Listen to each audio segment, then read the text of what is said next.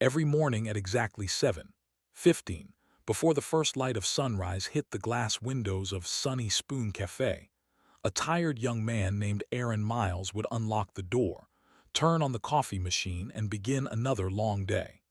His hands always moved quickly, but his eyes told another story, eyes heavy with sleepless nights, yet still burning with quiet determination. He wasn't just working for himself. He was working for someone who meant the world to him, his little daughter, Lily, just 6 years old. Aaron was a single father, struggling to balance two worlds, the endless shifts at the cafe, and the quiet nights helping Lily with her homework in their small rented apartment. He had learned to smile through exhaustion, to hide the pain of losing his wife 2 years ago to illness. The cafe wasn't glamorous, but it gave him what he needed: a steady job, a routine, and a few regulars who made each day a little lighter.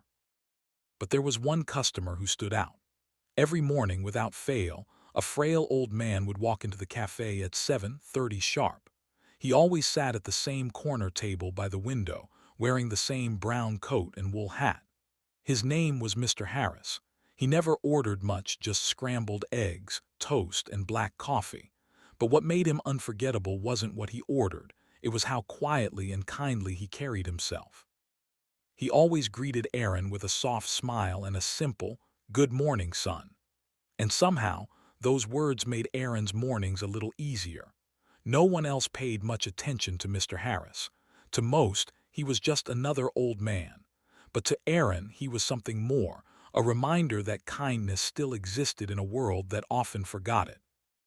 If you believe that small acts of kindness can change lives, and that everyone deserves a second chance, please like, comment, share, and subscribe to Soul Tale right now. Your support helps stories like this one reach hearts that need hope. Days turned into weeks and weeks into months. Rain or shine, Mr. Harris never missed a morning. Sometimes, Aaron noticed how the old man's hands trembled as he lifted his coffee cup, or how his breathing grew slower each day. Once, Aaron even offered to pack his breakfast so he could eat at home, but the old man had smiled and said softly, "No, son, this place feels like home." Aaron didn't ask questions. He didn't need to. He simply made sure the food was warm, the coffee strong, and that the old man never left without a smile.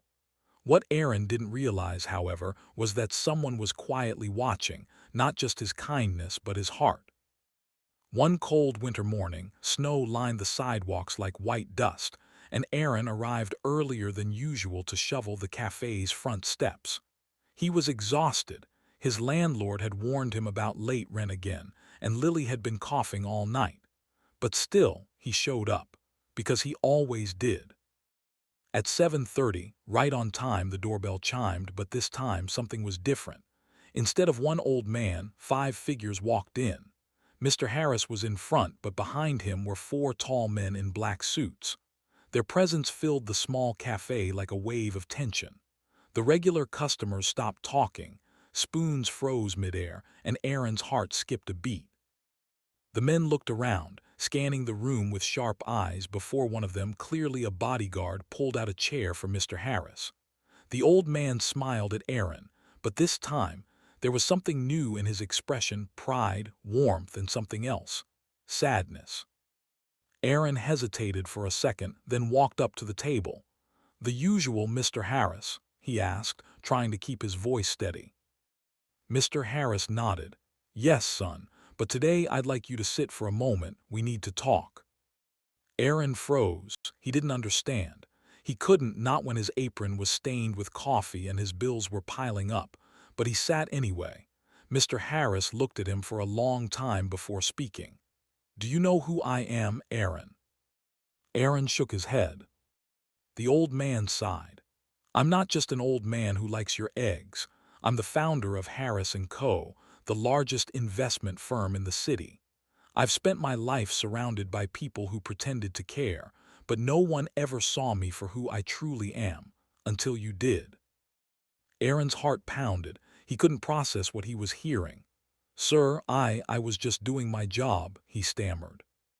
The old man smiled again, eyes glistening. "That's what makes you different. You served with kindness, not expectation. You treated me like family when everyone else treated me like a transaction. Then Mr. Harris reached into his coat pocket and handed Aaron an envelope. Inside was a letter and a check so large that Aaron's hands began to tremble. "I know about your struggles," said Mr. Harris softly. "I asked around discreetly. I know about your daughter. This is not charity, it's gratitude. I've set up a fund for Lily's education, and I want you to manage one of my new community cafes, a place built on kindness, not profit." Tears welled in Aaron's eyes. He tried to speak, but words failed him. For years he had lived quietly, believing that his small acts didn't matter. But in that moment he realized kindness never goes unseen. In the weeks that followed, everything changed. Aaron left the old cafe and began working with Mr. Harris's foundation, helping build small diners that offered food and dignity to those in need. Lily's laughter filled their new home, and every morning, no matter how busy life became, Aaron would still make breakfast for one special guest, Mr. Harris. But one morning, the chair by the window remained empty. Mr. Harris had passed away peacefully in his sleep. The loss broke Aaron's heart, yet he knew the old man had left something greater than wealth, a legacy of compassion. The next day, Aaron placed a plate of scrambled eggs and toast on the corner table, just as he always had. He whispered, "Good morning, sir," and smiled through his tears. Because some people leave this world quietly, but their kindness echoes forever. If this story touched your heart, please like, share, and subscribe to Soul Tale. Because sometimes one act of kindness can change a life, and maybe even the world. Before we end, I have a special request for you. Speech balloon comment below.